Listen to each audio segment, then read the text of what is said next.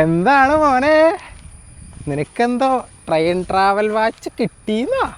അത് വെച്ച് നീ 2025 പോയി എന്നൊക്കെ കേട്ടു. എന്നിട്ട് എന്തായി?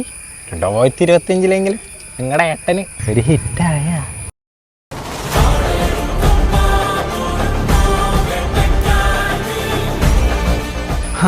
അഭിനയാണെങ്കിൽ പോയി, താടിയാണെങ്കിൽ എടുക്കാനും പറ്റില്ല.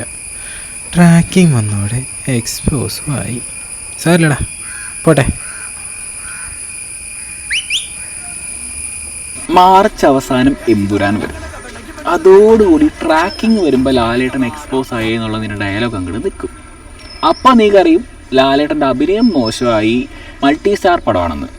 അങ്ങനെ നീ കറിയുമ്പോൾ ലാലേട്ടൻ തുടരുമായിട്ടൊരു വരവങ്ങ് വരും. അതോടുകൂടി നിൻ്റെ അണ്ണാക്കിൽ പഴം തിരികെ വെച്ച അവസ്ഥയാവും. പിന്നെ നിനക്ക് ലാലേട്ടൻ്റെ ആക്ടിങ്ങിനെയും കളിയാക്കാൻ പറ്റില്ല, സ്റ്റാർ പവറിനെ ഒട്ടും കളിയാക്കാൻ പറ്റില്ല.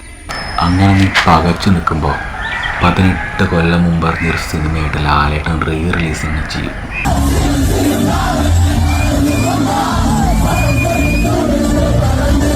അയ്യടാ കൊണ്ട് ഇപ്പൊ തന്നെ കാര്യം മെഴുകല്ലേ, സമയമുണ്ടല്ലോ. ഏട്ടനാണ് അത് മറക്കുന്നത്.